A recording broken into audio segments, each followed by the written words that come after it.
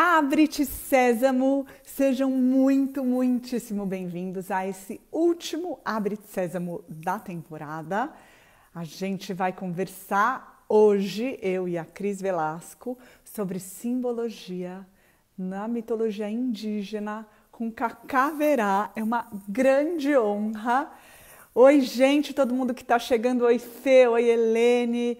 Oi, Tânia, oi todo mundo. A gente está ansiosamente, a gente nem acredita que este Abre-te Sésamo está acontecendo. É uma honra. Estou esperando a Cris entrar agora para a gente poder começar nossas conversas sobre simbologia com Cacá Verá. É muito, gente, muita alegria que vocês estão aqui. Ai, Helene, Fê, que alegria!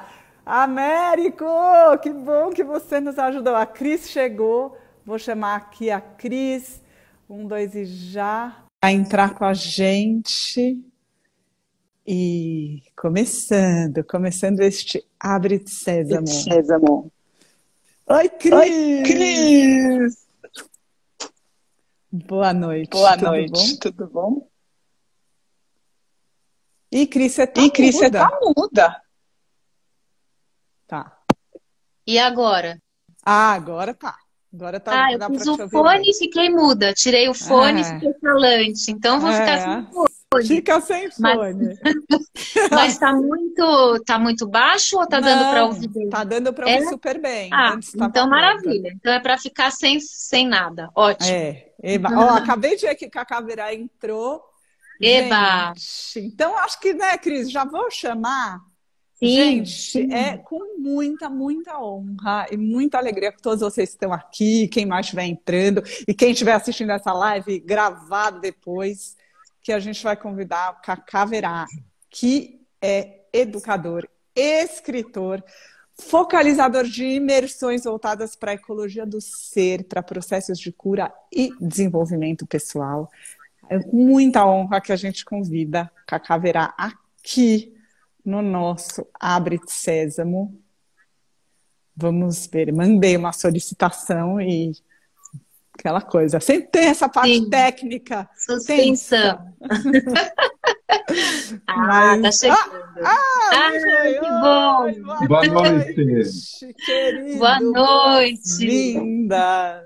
Boa noite, Andy. Boa noite, Cris. Boa noite, Muito Cacá. obrigada. Que alegria. Muito bom. Boa noite a Nossa. todas e todos que estão chegando também, né? Sim, muita gente. O Américo tá por aí, ó, Américo. Oi, Américo. Oi, Américo. Ele falou viva. Eba, ele Que bom, Américo que fez essa ponte, né? Que bom. Veio de canto. Cacá, deixa eu te contar rapidinho, assim, em que pé estamos aqui. E também para todos vocês que estão ouvindo, para a gente começar a nossa conversa. Eu e a Cris começamos esse trabalho no ano passado. A gente é contadora de história há 20 e tantos anos. Trabalhamos com os contos tradicionais do mundo e do Brasil, e, né, de toda parte. E começamos a conversar sobre essas questões de simbologia, porque a gente começou a perceber que os contos estavam sendo encarados de uma maneira muito literal e que as pessoas estavam se recusando a contar coisas sobre os contos por uma falta de compreensão do que aquela simbologia queria dizer. E a gente começou a se debater, tipo, nossa, será que a gente não pode mais falar sobre príncipes e princesas? Né? A gente não pode mais falar com essa linguagem alegórica e simbólica, será que nada disso faz sentido? A gente começou a se perguntar, começamos a estudar mais isso e começamos a estudar muitas pessoas que estudam isso mais profundamente, conversar com pessoas, entre elas o Américo foi uma das primeiras pessoas que a gente foi conversar. E aí, depois de alguns meses, a gente resolveu abrir essas conversas publicamente nessas lives, porque a gente percebeu que muitas pessoas estavam com essa dúvida. E muitas pessoas estavam sofrendo e não estavam mais contando história e não queriam falar sobre isso porque não tinham uma compreensão. Então a gente falou, não, é nossa missão trazer de novo a simbologia para a vida. Como que a gente fala sobre ela? Então, a gente convidou muitas pessoas que estudam isso, que falam sobre isso, e você é uma honra que você esteja aqui, né, Nossa, Cris? muito, imensa. Para a Eu gente me sinto falar sobre a feliz. simbologia dentro da mitologia que você conhece, como, né, esse olhar simbólico para a vida. Sei lá, Cris, quer acrescentar alguma Não, coisa? acho que é isso mesmo. É só ouvir o Kaká agora e a gente vai perguntando a partir das palavras que ele trouxer. Nossa, gente, primeiro que eu recebi o convite, né, por e-mail, né, da Andy, eu achei estranho no sentido assim, né, quando ela disse que as pessoas não estão mais entendendo o sentido simbólico de rainhas, reis, princesas, príncipes, né?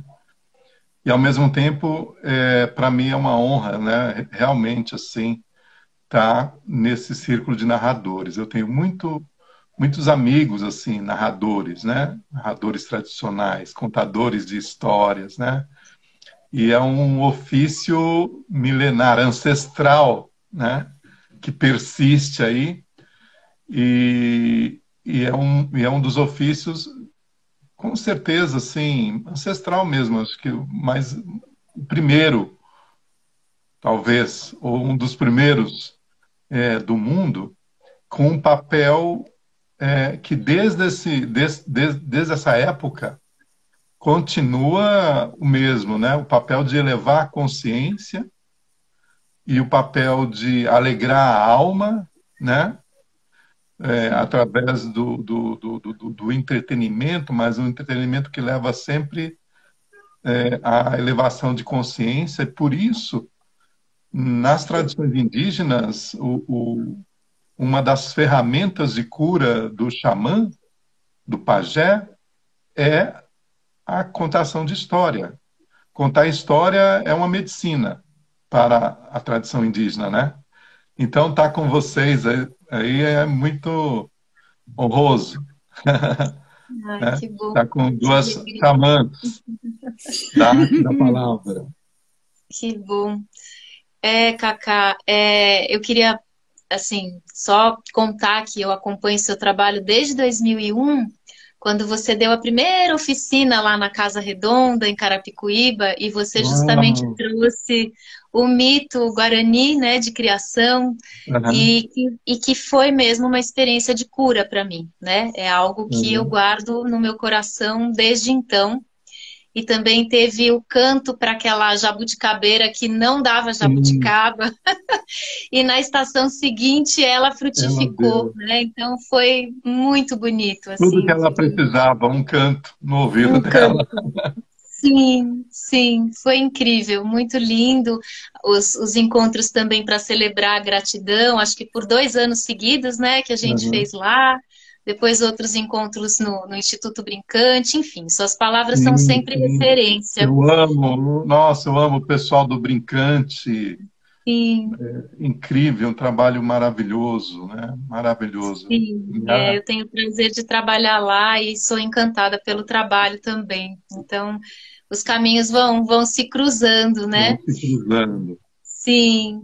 E pensando nisso que a Andy trouxe e em tudo que eu já ouvi, né, sair da sua boca, é, que você pudesse falar um pouco, né? Porque a gente tem trazido muito essa questão dos contos tradicionais com essa estrutura, né? Que revela, que é um espelho da alma, né? Sim. Então, essa estrutura simbólica. E que você pudesse trazer um pouco dessa compreensão da alma, né? Como veículo desse grande espírito em nós, essa via do coração, né? Essas camadas Sim. que a gente precisa atravessar. Se você É, pudesse é. trazer esse conhecimento um pouquinho, uma pitada, né? A gente agradece demais. Sim, Cris. Sabe que a reflexão que eu faço a partir do que a Andy colocou, né, no convite, é, começando basicamente pelo seguinte: as antigas culturas, não estou falando de culturas indígenas, as antigas culturas humanas, né, do Ocidente, do Oriente,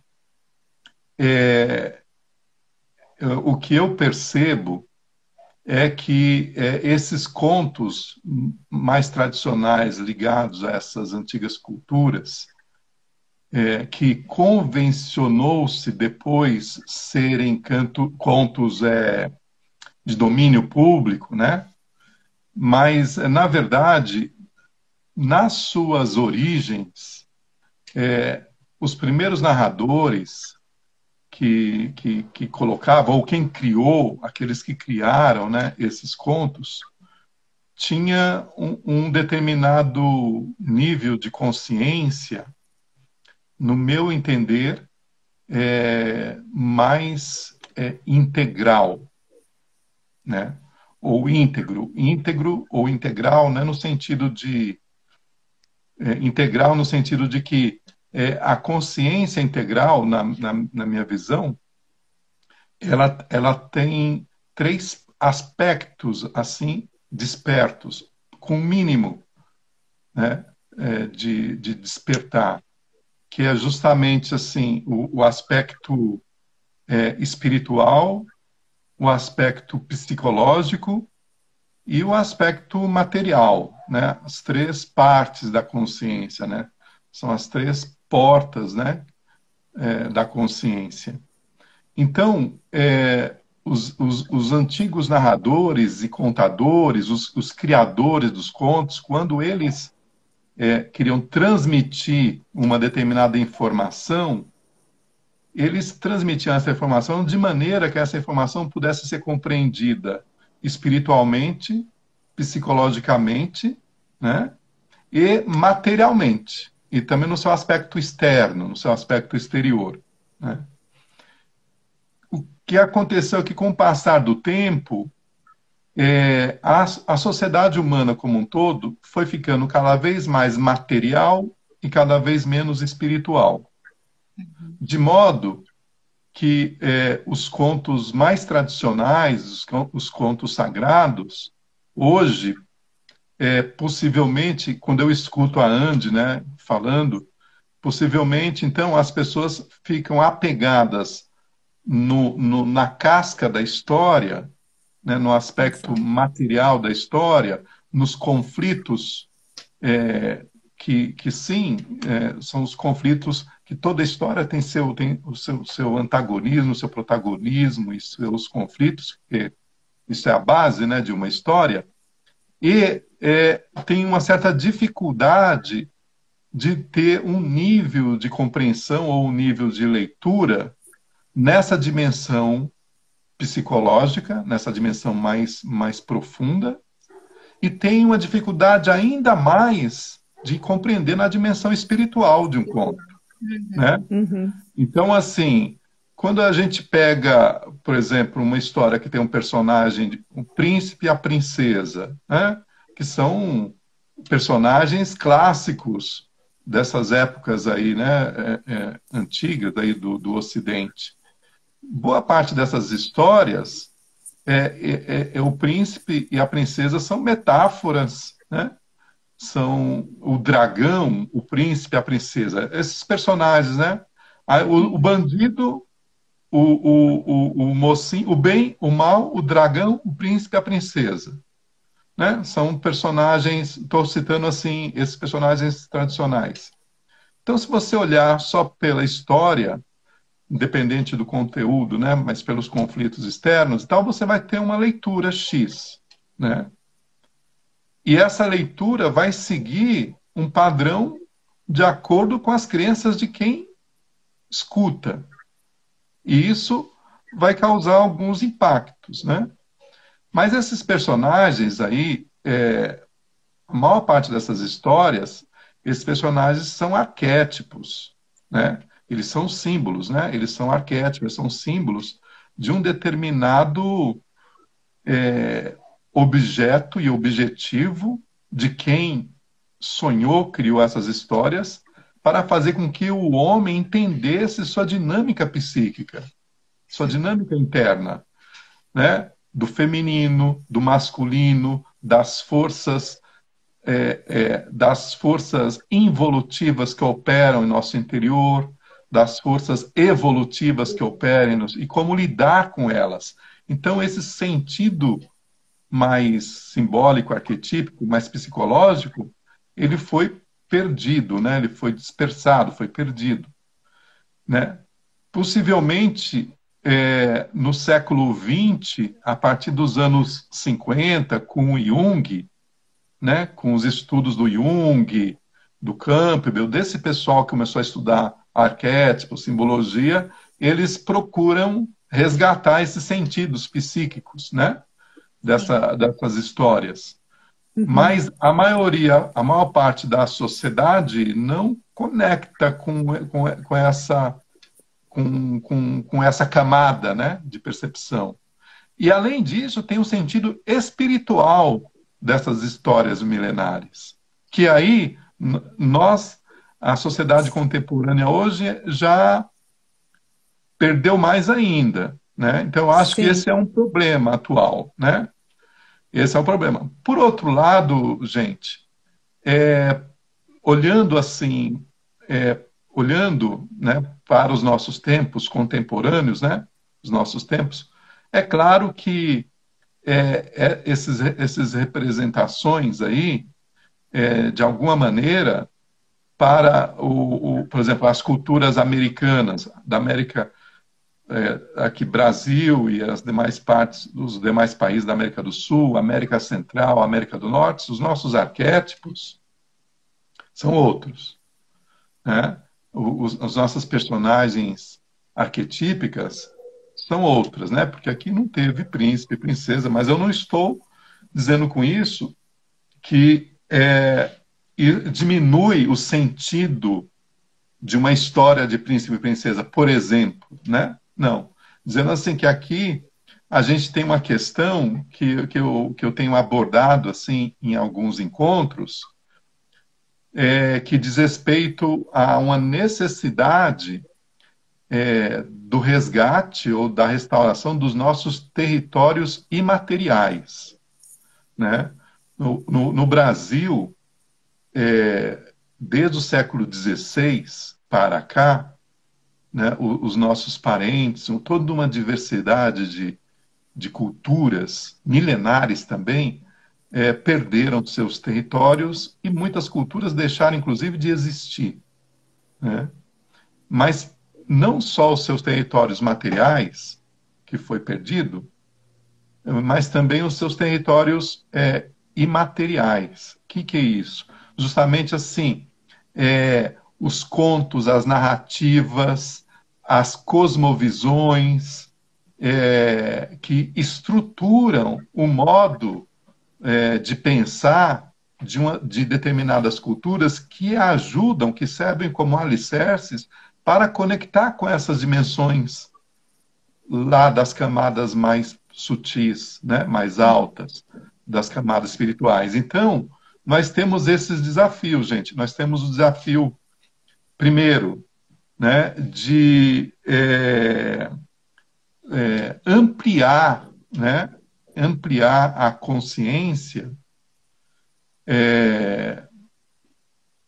nossa como um todo, né, nossa aqui, mas também no nosso público, vamos dizer assim, nas pessoas às quais nós dirigimos, no sentido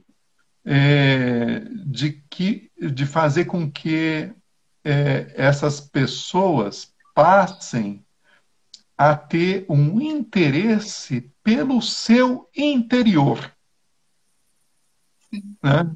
Pelo seu interior, porque a gente, enquanto as pessoas não sentirem a necessidade e o reconhecimento de que o aprimoramento, o desenvolvimento pessoal se dá no desenvolvimento de aptidões internas, não só de aptidões externas, não só para fora, vai ficar difícil as pessoas saírem do limite do sistema de crenças.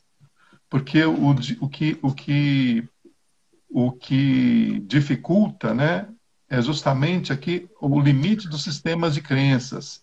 E os atuais sistemas de crenças da sociedade humana, além de terem limites materiais, eles também são muito poluídos de preconceitos, né?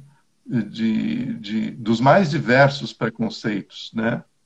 Então, esse é um desafio que existe, né? Nessa coisa assim, né? É assim que eu vejo. Ao mesmo tempo, uma das ferramentas, uma das coisas que faz com que o ser humano possa se voltar mais para dentro, para o interior de si, vasculhar esse universo interno, é justamente o ofício que vocês realizam, né? Que um poeta faz, que um escritor, que um narrador faz. Porque a finalidade das histórias lá, no sentido mais ancestral de serem contadas, é promover uma reflexão, né? Ah, mas não tem história que é só para alegrar, só para entreter? Sim, tem também, né? Mas as grandes histórias que fazem rir também fazem refletir, fazem com que a gente se coloque num lugar além dessa camada externa, né? Igual outro dia, como eu não conhecia muito o trabalho da Andy, quando eu escutei a história da pedra de Jade, que Ah, ela você faz do escutou? relógio, né? Então, é uma história que te coloca, peraí, te tira do ato mecânico, né? Do cotidiano que te rouba a atenção, que te coloca numa coisa e te põe para refletir sobre a questão do aprendizado de um ofício, né? Esses alguns nossos desafios. Uhum. Ô, Cacá, eu fiquei com vontade de te perguntar que uma das coisas tão bonitas que você falou sobre as pessoas que criaram essas histórias, você falou que sonharam as histórias. Eu acho tão lindo isso, essa ideia do que são os sonhos. Que você, né? Se você pudesse falar um pouquinho sobre isso de É. sonhar as histórias. Eu acho que toda história ela é sonhada, né? Pelo menos assim, eu aprendi isso com alguns povos. Eu aprendi isso com os Guarani e com os Craô, com os Chavantes, mas aprendi também verificando. E sonhada em vários sentidos, inclusive no sentido onírico mesmo, né? Você dorme, conecta com algo que, quando você desperta, você consegue traduzir através de uma história, né? Mas também sonhada no sentido de intuída, né? No sentido de cavucada, né? Através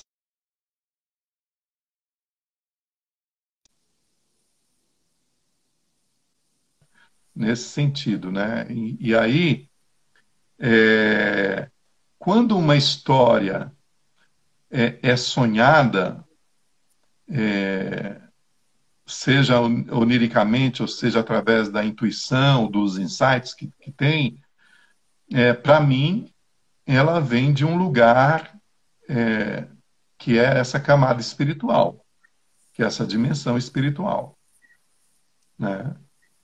Porque eu entendo esse lugar, ou essa fonte, como a matriz de tudo que a gente de tudo de como a gente se manifesta, né? Então, é sonhada nesse sentido, né? Agora, as histórias, dependendo do grau de consciência de quem sonha, né? O grau de consciência de quem sonha e o grau de sensibilidade, né, de quem sonha, quanto mais sensibilidade, quanto maior, né, essa qualidade da consciência, ele vai pescar mais longe, né? Ele vai trazer elementos assim mais profundos para cada um de nós, né? Por isso que tem algumas histórias que são que elas atravessam, né, o tempo, o espaço, as culturas, né? Trazem assim os seus personagens que são representações de personalidades imemoriais que estão em todas as culturas, né? Sim. Sim. Que lindo. Quer falar, Os Cris? comentários aqui. Não, eu tô vendo as pessoas escutando e comentando. Se É, você puder. tem alguma coisa que vocês gostariam que Eu gostaria que você, pensando, né, nessa questão da palavra na boca, como você diz, né, como flecha dentro do arco, né, essa palavra como escudo, como proteção, como o alcance, a justeza da palavra, né, que você pudesse falar um pouco sobre isso e também sobre a questão do nome, do nosso nome, né, essa nomeação, esse sentido profundo, né, do Aham. nome. É por isso que eu falei no começo, né? O ofício de narrador de histórias, o contador de histórias, né? É um mais antigo e é uma medicina, né? E também é uma responsabilidade, né? Sim, Sim. Essa questão da palavra é a questão central da antiga sabedoria tupi. É a questão das questões. Por quê? Na tradição milenar, na tradição tupi, é muito semelhante ao que o hinduísmo, por incrível que pareça, né, fala assim, tudo é som, tudo é uma grande música. Na verdade, a tradição tupi fala que a vida, a grande consciência, é uma grande música despertada do silêncio, né? Só que o som e o silêncio aí não são exatamente opostos, são complementares, são desdobramentos um do outro, né? Ao silêncio, o silêncio tem um nome na língua tupi que é preciosíssimo, que é Nhamandu, que é o imensurável, né? O incomensurável, aquele cujo corpo é o silêncio, é o vazio. E Amandu, ele se desdobra para a manifestação da vida, do coração dele mesmo, né, nas mitologias, como Tupã, que é a divindade mais conhecida. E Tupã é a divindade que rege o som, que rege a palavra, que rege a música, né? E essa música, que é sinônimo de vida, a palavra música aqui na língua portuguesa, ela limita um pouco o sentido a qual essa expressão na língua tupi quer dar. Essa música é a causa de toda a vida manifestada, né? Toda vida é uma música posta dentro de uma forma. Toda vida é isso, né? Tupã é esse grande criador. Além de música e som, a qualidade do som, dessa música que a vida é a primeira qualidade mais ancestral, é criadora. Então, toda palavra é criadora, todo som é criador.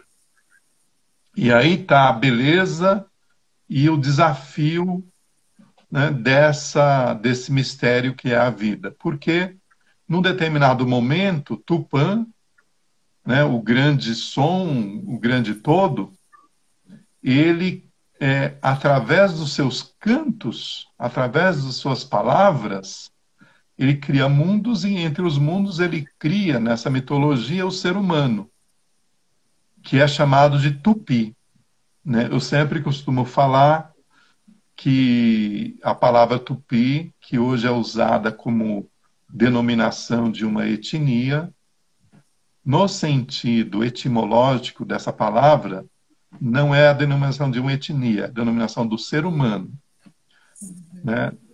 Porque os antigos que estavam aqui, quando chegaram os portugueses e que perguntaram quem vocês são, e eles disseram Tupi, eles quiseram dizer somos humanos. Não quer dizer somos do povo tal, ou do estado tal, isso não existia na época. Então eles entenderam que Tupi era uma nação, era um povo. Não, Tupi é uma denominação para o ser humano, que significa, Tu significa som e Pi significa assento, né? É som assentado. O assento é o corpo físico e o som é a nossa essência, o que nós somos de verdade. E essa essência, ela tem um modo de se expressar, que é pela palavra, né? É pela palavra. Então, a palavra é tudo, né? É o modo que a essência expressa, é a essência em si, e ela tem qualidades, né? Ela tem qualidades. E uma das qualidades da palavra é a qualidade criadora. Toda palavra cria algo, né? Então, toda palavra cria algo. E quando uma palavra cria alguma coisa, esse algo que ela criou pode ser algo neutro, pode ser algo positivo ou pode ser algo negativo. São as polaridades, né? Então, porque toda energia criadora tem essas três polaridades. Então, a tradição tupi diz o seguinte: tem duas coisas que não tem volta: palavra pronunciada e flecha desfechada. Então, presta atenção naquilo que você vai falar e na flecha que você vai atirar, né? Sim.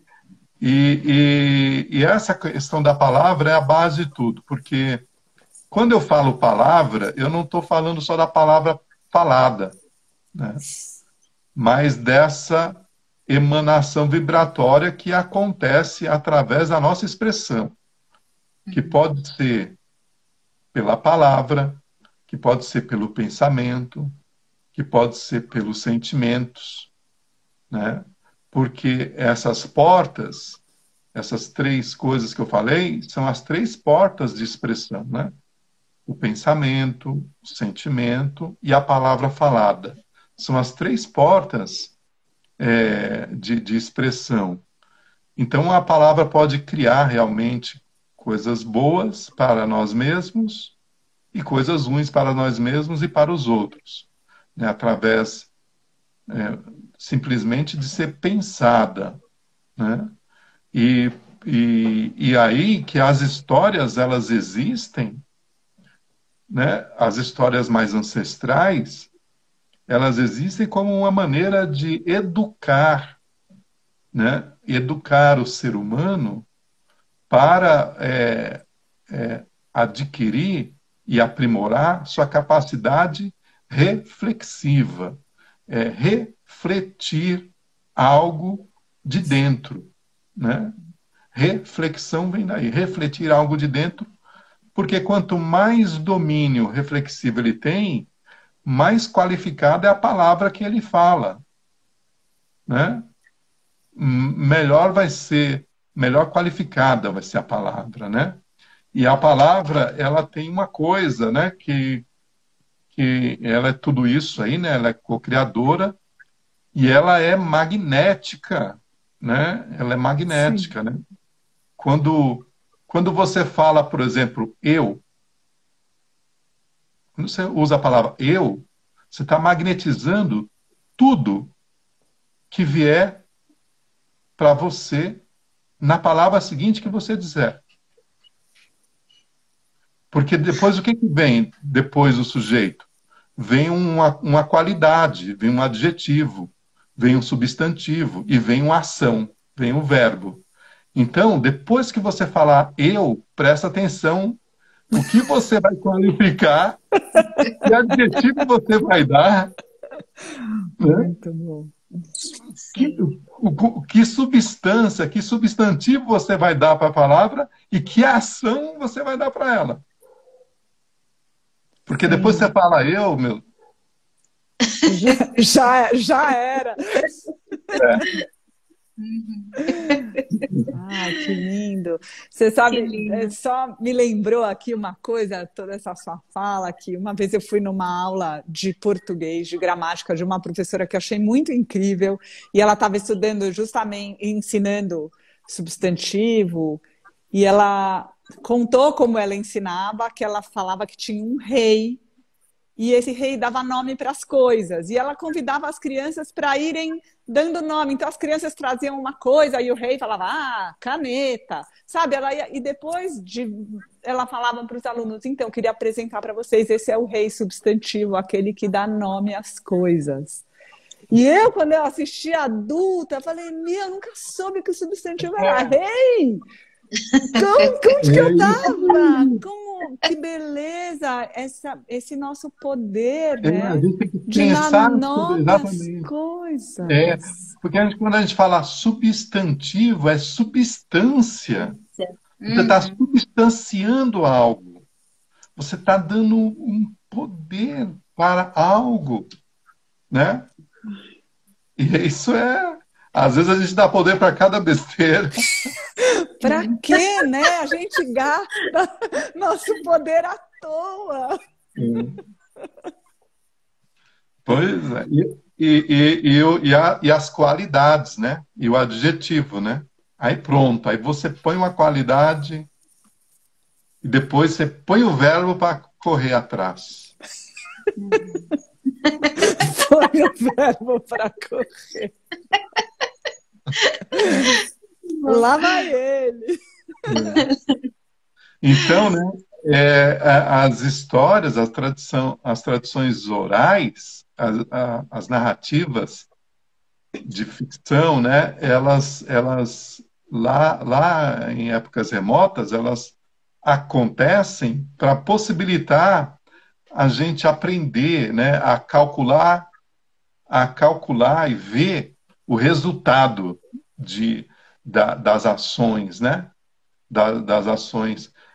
Cada personagem tem a sua missão, a sua tarefa, né? O antagonista, o protagonista, justamente para servir de espelho, né? Para que a gente reflita. Então, por isso que é uma medicina, uma história, né?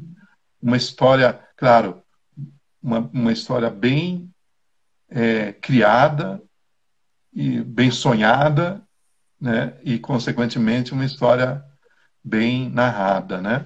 É claro que também as histórias têm esse fundamento também de fazer rir, né? De fazer chorar, para poder treinar, ativar nossos sentimentos, nossas emoções, né? Fazê-las, né? Se movimentarem, né?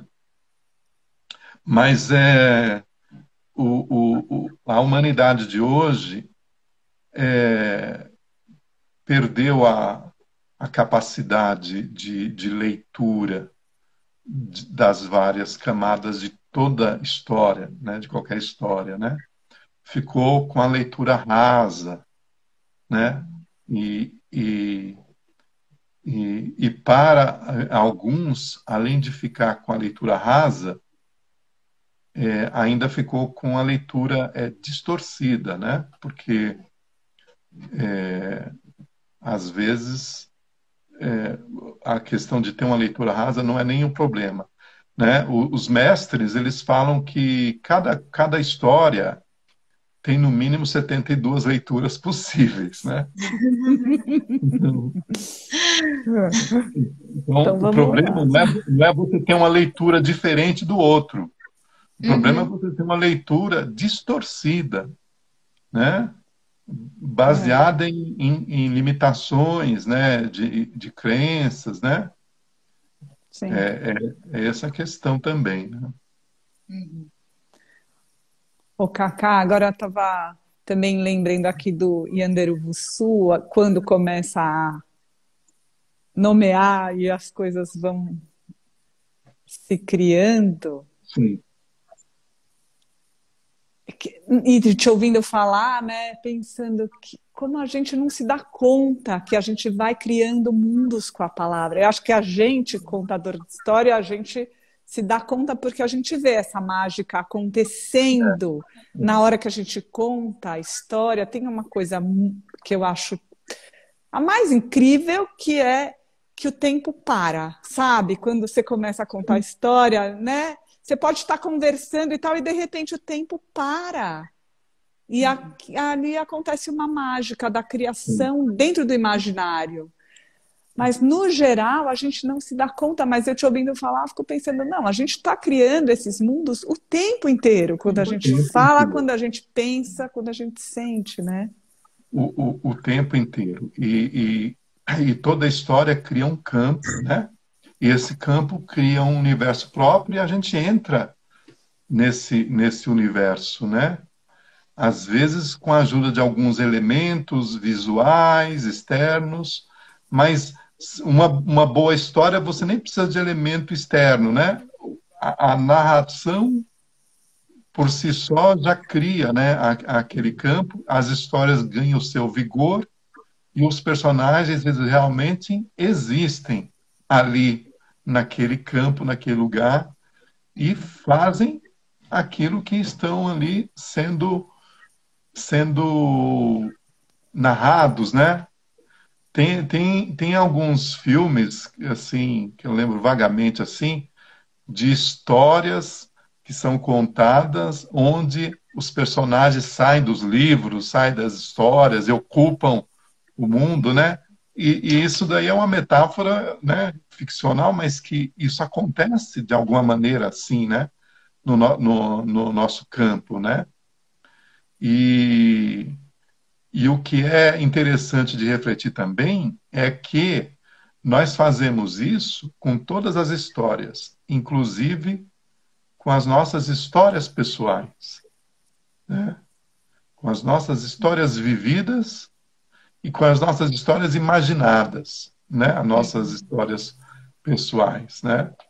E muitas vezes nós deixamos de, inclusive, viver o que está acontecendo agora por conta de estar dentro de um campo de uma história pessoal, interna, do passado, de alguma coisa que foi contundente, que foi intensa e que de repente nos conecta com aquele enredo e muitas vezes a gente fica preso nas histórias do passado em nossas vidas, né?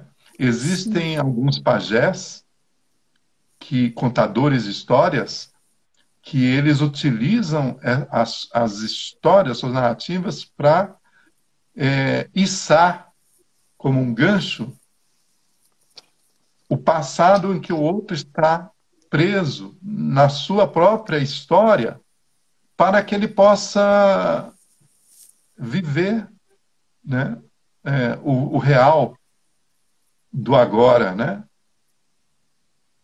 As histórias são poderosas. As histórias que a gente conta para a gente, as histórias que a gente conta para os outros, né? Realmente criadora e manifesta aquilo que está sendo dito, né? Vivenciado, né? Sim.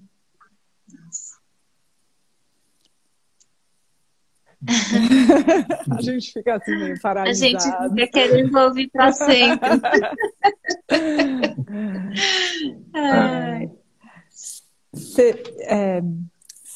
Você poderia falar um pouquinho dessa coisa do nosso nome, que a Cris comentou, a gente acabou depois. É porque eu falei da palavra, né? Criadora, né? e do nome, o sentido do nome, é isso? É. Né?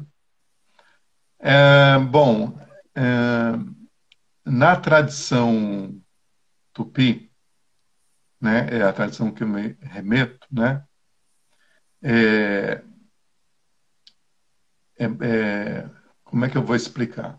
Então, sendo a palavra criadora, né, tendo a palavra esse poder, essa qualidade, porque a tradição tupi segue muito justamente assim o alinhamento com a mitologia, né, com a sua cosmovisão, né? Então tudo que eu vou contar tem que remeter a essa cosmovisão, porque para vocês entenderem o sentido. Então, nessa cosmovisão, depois que Tupã cria os mundos, antes de criar o ser humano, são criadas algumas divindades, né? E essas divindades são em torno de 7. Né? São sete primeiros nomes. Né? E essas divindades, elas nascem, são criadas, né, do coração de Tupã, porque cada uma delas tem uma tarefa no enredo, no enredo de modelar a vida, né? Não só de manifestar a vida, mas de modelar a vida, de trazer e criar as formas de vida, né? E aí, a tradição tupi, então, quando nasce o ser humano, ele nasce sob o auspício de uma dessas divindades, sob a influência, né, o raio, né, de influência de uma dessas divindades. Para que isso não seja esquecido, a tradição tupi, então, nomeia as pessoas de acordo com esse nome divino que cada um tem. Então, existe já, na visão de Mutupi, a ideia de que cada um de nós tem um nome divino, porque nós somos descendentes do divino, né? E esse nome deve ser lembrado. E você também tem o seu nome terreno, né? Esse nome terreno, que é o nome, enfim, que você ganha aqui, né, na Terra. Então, na tradição tupi, por exemplo, uma nomeação de uma pessoa, ela recebe o seu nome, nome genealógico, nome da cultura ali, nome naquela outra língua, mas em determinado momento ela tem que conectar com o seu nome divino, para saber a sua descendência divina, né? Do raio divino a qual ela pertence. E isso é muito sério, assim, para essa cultura, para essa sabedoria, né? De maneira que nós temos 2 nomes, o nome terreno e o nome divino. O nome divino nos ajuda justamente a nos conectar com essas dimensões, né? A não esquecer das nossas dimensões de origem, né? E aí tem uma outra coisa em relação ao nome terreno também, né? O nome que a gente ganha na terra, né? O nome dado pela mãe, pelo pai. Nem o pai, nem a mãe dá o nome à toa. Mesmo que, eu sempre brinco assim, mesmo que ele vá lá, ele ou ela vai lá e procure lá no almanaque de nomes. Vou procurar ali um almanaque, vou comprar uma revista na banca de jornal para ver um nome mais lindo, vou dar para o meu filho, para minha filha, e esse nome. Por trás disso, quando ele identifica com o nome, ele identifica, na verdade, com um determinado padrão vibratório, com uma vibração. E essa vibração tem um poder, assim, vamos dizer assim, de ativar aquela alma, né? De vivificar, de fazer como se fosse assim, uma ignição de um carro, uma chave de ignição, de ligar de ativar aquela vida, né? Aquela coisa. E aí a pessoa ganha o nome, não é à toa, né? Ah, mas tem pessoas que recebem nomes que elas não gostam, não gostariam, ou considera depois o nome horrível, ou não se sente identificada com o nome, isso pode acontecer. E até aí, se ofende, se o nome te ofende, é porque realmente houve um equívoco vibratório e tal, você pode realinhar esse nome, né? Tem muitas pessoas que fazem esse procedimento, né? De mudar, de realinhar o nome, né? O importante nisso é entender que toda palavra tem uma emanação vibratória e que essa emanação vibratória ela ressoa no nosso íntimo. Ela tem um poder, né? E uma ressonância no nosso íntimo e nos alinha aí com determinadas qualidades vibracionais, né? Então, se você não se sente bem com o seu nome, né, conecte então com o nome que você se sente bem, que isso vai fazer bem para sua alma, né? Sim, que lindo. São essas coisas. Falar de narrativas, né, e falar de contos e do sentido, né? As culturas milenares não contavam um conto à toa, né? Embora que quem conte um conto acrescente um ponto, mas mesmo que esse ponto seja acrescentado, a base do conto, né, tem um fundamento, né? As leituras possíveis que ele pretende, de uma maneira ou consciente ou inconsciente, né, transmitir, né, tem o seu poder, né? O seu poder vibratório, né? Tem a sua, o seu propósito, né? A nossa, a Regina Machado, que foi, né, com quem a gente começou a contar a história, eu e a Cris, ela falava uma coisa que eu acho muito linda, que ela falava que as histórias, esses grandes contos, né, das tradições ancestrais, elas trazem um conhecimento que não poderia ser ensinado de outra maneira. Um ensinamento que só é possível ser passado através de imagens, porque é difícil a gente realmente nomear. E a gente vê quando a gente, mesmo agora estudando a simbologia e conversando com o Américo, com o Patrick, com a Fernanda, com todo mundo que a gente vem conversando, né, Cris? Como realmente as imagens, elas abrem um pouco a nossa possibilidade de compreensão, né? Sim. E assim, né? A linguagem do espírito é a linguagem do símbolo, né? É o símbolo, né? Então, vocês estão no caminho certo, né? Temos que estudar muito bem o símbolo, a simbologia de todas as culturas, e cada símbolo tem uma riqueza de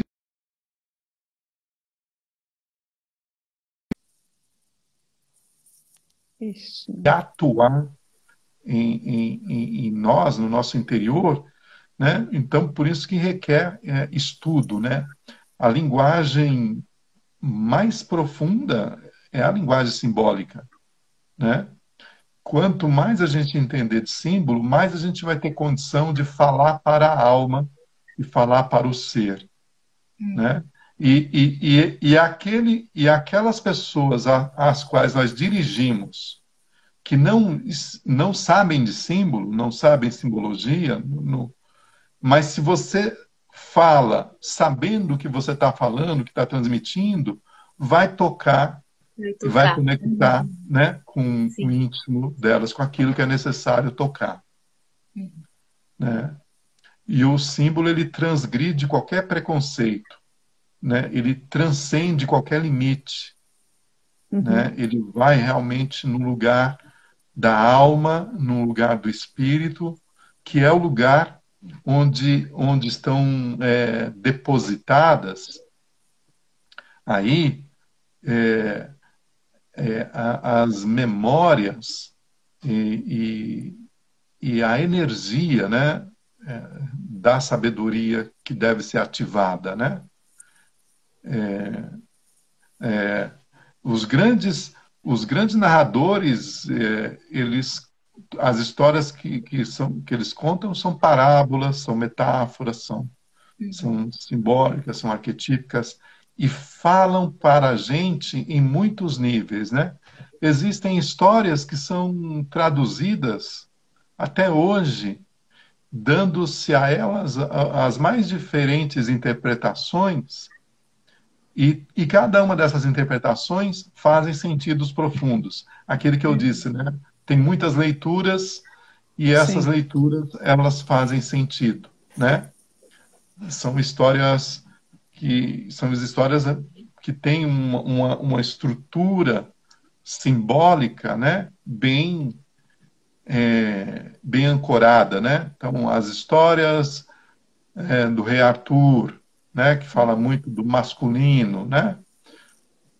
As histórias, algumas dessas histórias de princesas, que hoje a gente pode até questionar por uma questão de um tipo de interpretação que dá à mulher uma certa limitação no seu papel social, porque é isso, né, que falam, mas se você vê o sentido, né, a simbólica de uma Branca de Neve, né, dos 7 anões, né, na verdade, se você vê mais a fundo, você vai ver ali o poder do feminino, né, pegando só a Branca de Neve, né, porque um ser que é uma pessoa, né, que é excluída do seu próprio reino, né, do seu próprio lugar, né, e que é amparada pelas forças da natureza e pelos seres da natureza.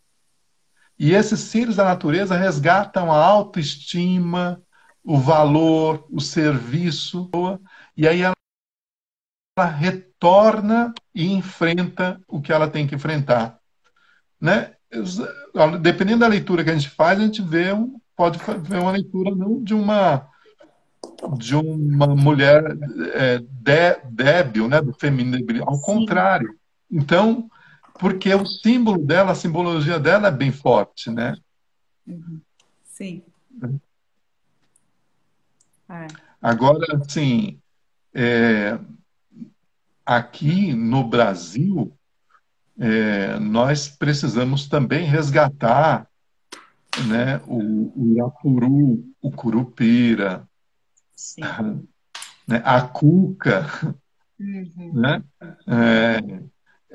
Esses arquétipos que são arquétipos da alma ancestral daqui, né, coletiva daqui. Inclusive, isso já tem acontecido, né, aí, em alguns filmes, né, em alguns contos, né, porque são arquétipos que vão falar para a nossa alma coletiva aqui, que está adormecida, ferida, né, invisibilizada, né, pelo mundo, pelas coisas, né, contemporâneas, né, enfim, né, a ponto assim de eu me lembro que quando eu ia nas escolas há muito tempo atrás, uns 20 anos atrás, se eu falava, por exemplo, do Saci como um herói, as pessoas achavam estranho um herói ter um gorrinho vermelho e pular com a perna só. Mas as pessoas não acham estranho um herói usar um pijama azul e uma cueca vermelha por cima com um S no peito, que é o super-homem.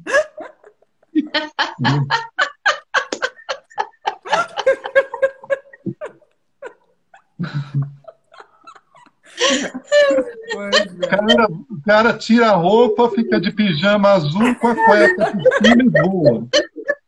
E a gente acha maravilhoso. Normal, o Saci, as pessoas acham estranho.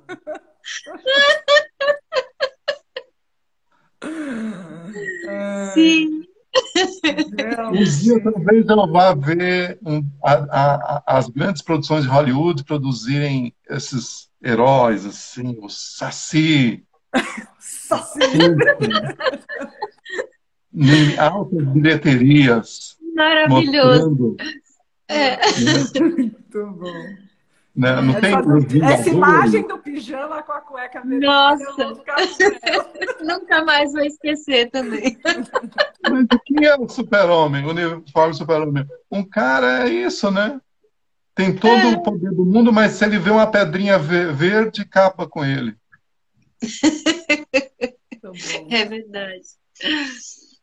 E Ai, que maravilha. nós aqui no Brasil, nós aqui na tradição amazônica, temos uma pedrinha verde poderosa também, que é a Muiraquitã, que é a pedra de jade das mulheres guerreiras e camiabas do povo tupi.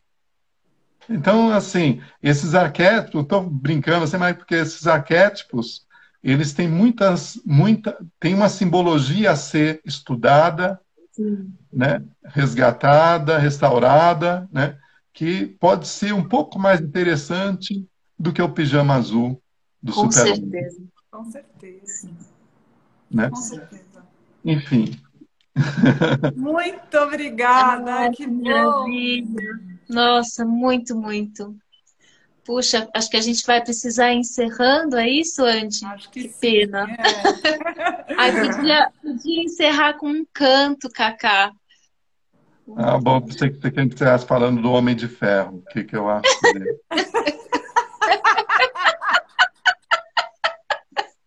Vamos.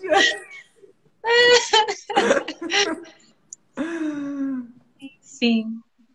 Bom, vamos cantar um canto, que é um canto bem simples do povo guarani, que eu gosto de cantar.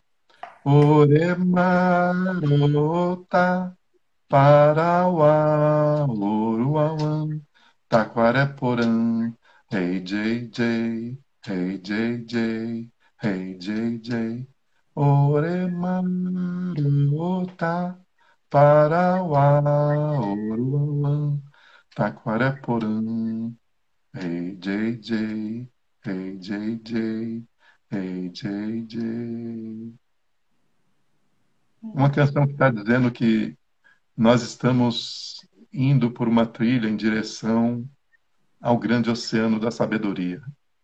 Mas para chegar lá, nós temos que parar de vez em quando e beber um pouco da sabedoria de cada um e nos fortalecer com a sabedoria de todos e seguirmos adiante. Obrigado, pessoal. Muito Nossa, obrigada. muito Muito obrigada, obrigada, Cacá. Muito obrigada a todo mundo que está aqui com a gente.